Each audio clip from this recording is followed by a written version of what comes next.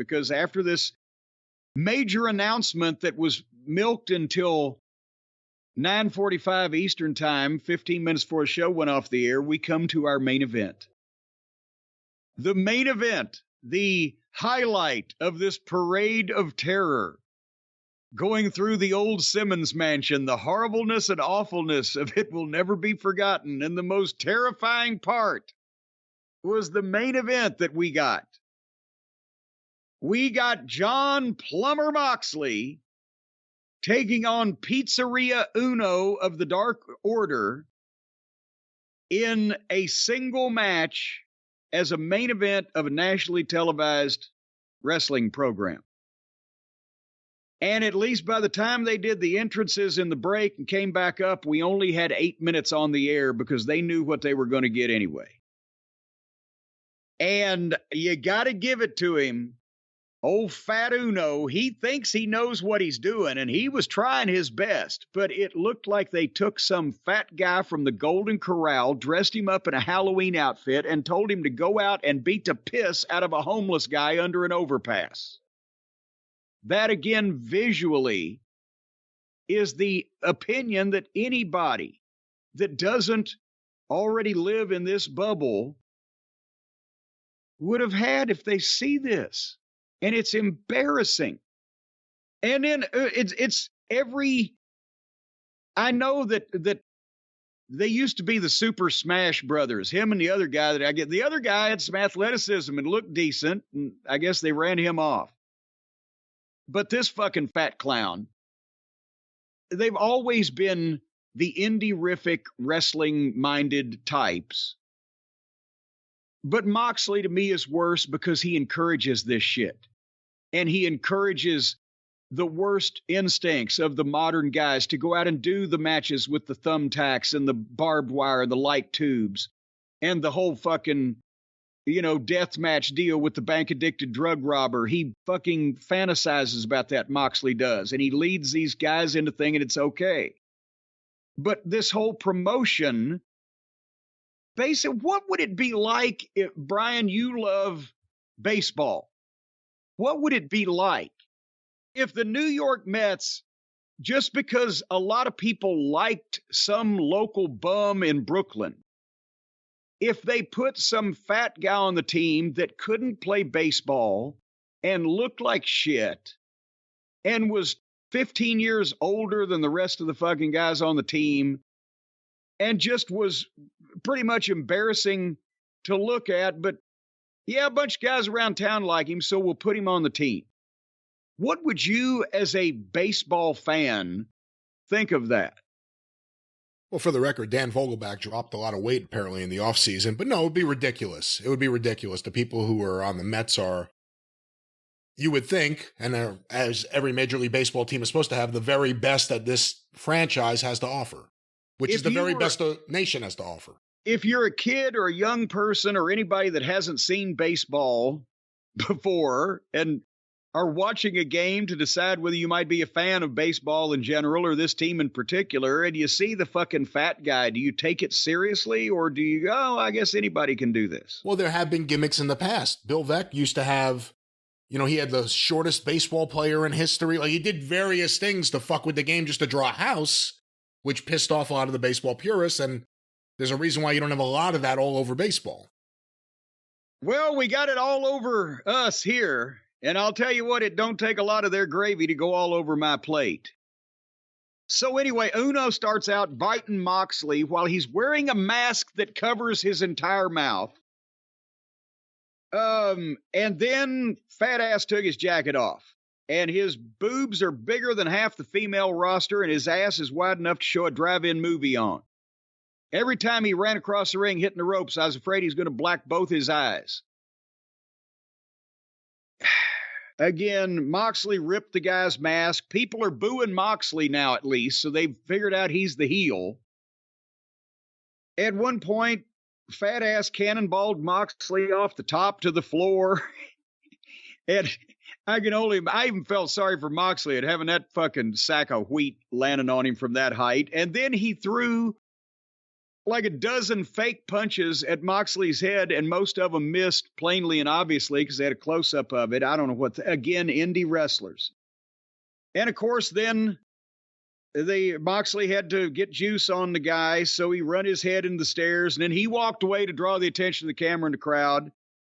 And they almost had it on this one, but apparently old Pizzeria Uno is not an experienced juice maker either, because he had so much tape on his goddamn blade. I guess he was afraid that he was going to lose it, that Moxley runs his head into the stairs and then walks away to draw the camera and the attention of the people and the fans, so you don't see Uno get the fucking deal off of his wrist.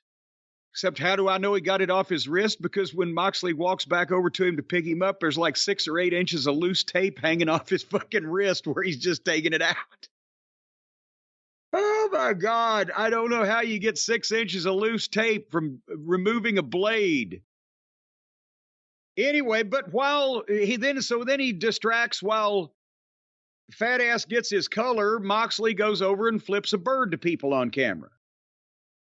And then at one point, Moxley gets on Fat Ass and cross faces him over and over, and the guy just stands up and picks Moxley up and hits a beautiful pile driver on him, and a second one, beautiful pile, and got a 2 count. What the fuck? And then the guy's got so much juice that now Moxley gets the choke, or the sleeper choke on him, and he's squeezing the blood out of the guy's head, so it's squirting out on the mat, and the referee stops it. Moxley won't let go, so now he's a full-fledged heel. And here comes the other dork orders in, and they get on Moxley, but Claudio and Useless come in and get in a fucking fight, but Hangnail Page's music plays, and he jumps on Moxley with about 1,000 punches to the head, and Moxley doesn't sell them, and then, I swear to God, I'm not making this up, Page pulls out of his pocket or somewhere loops of barbed wire that he puts around his fist and punches Moxley in the head. How stupid is that? And, well, Moxley bleeds, but Page's hand miraculously doesn't. I'm telling you, it's this indie wrestling fucking mental disease that they've all got, that they've lost track of goddamn common sense, logic, and reality. And they've fostered an audience that will watch this if it's silly and hokey and fake, because that's what they think wrestling is supposed to be. And that's why that the WWE is still with the bloodline angle and story, is still the most boring wrestling show I've ever seen right now. And they still can't win the fucking war because they won't get their heads out of their fucking indie-rific friends' asses. So there you go. So, and by the way, when he punches Moxley, everybody that's got this on DVR or whatever, slow-mo the punch. You could see it regular speed if you pay attention, but in slow motion, Page got this loop of barbed wire around his fist. And of course, he knows that if he makes any contact, not only is he going to rip Moxley open, but also he's going to stick his shit in his hand. So as he swings with his right hand, he puts his left hand up completely over Moxley's forehead and then punches with the barbed wire right fist straight over the top of Moxley's head, about 3 inches over the top, completely. Don't do shit you don't know how to do, baby. Like book a wrestling show.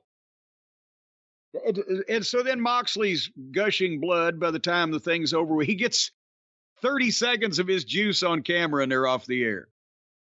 Your thoughts on this embarrassing, self-indulgent display of indie wrestling fucking outlaw bullshit? You know, the only thing I don't have a problem with, which may surprise you, is I don't have a problem with Evil Uno's look or weight. Because there have been plenty of fat guys in wrestling, and quite frankly, I want people to look like that. I'd rather have not you ever, even Abdullah had enough weight that he could hurt you with it, but have you ever seen a bigger ass and a smaller set of shoulders? Well, that's besides the point. I'm okay with him looking different than everyone else. Different. But I agree with almost everything else you said. I didn't care about this match, and I tried to watch it, and it was terrible. Moxley, while some people think he's Wrestler of the Year, without any exaggeration, because we don't really see Bray Wyatt wrestle much, I think Jon Moxley, I would put as the worst Wrestler of the Year. And I'm talking this year now and last year. His matches are terrible. Anyone who likes his matches, it's the Steve Austin kicking people in the corner thing. Yeah. They're willing to overlook the fact that he's a terrible wrestler, his matches make no sense, and he's unprofessional and does stuff like blade in front of the camera multiple times within months. No. It's the fucking Dark Order and the fucking Blackpool people with no one from Blackpool. No, I don't give a shit. And no, they've done nothing to make me give a fuck about any of this. I don't want to. No. Okay. Well, Moxley's terrible. It's incredible. It is to steal from CM Punk, and here we are, the cult of Cornette. It's the cult of personality. People like the persona of Mox to the point where it mentally makes them think he's actually having good matches. It's insane. But how do you get that far to like that persona? He looks like a bum. He looks like a goddamn somebody that would be sleeping in a sleeping bag under an overpass physically. His matches, as you said, have a lot of problems, and it's the same shit all the time. And you can't, Austin stomping the guy, the mud hole in the corner looked a little fucking specious, but a lot of Austin shit looked good. And he connected with a wide variety of people. Yeah, I can see that. But who wants to be this bum? Not I. All right.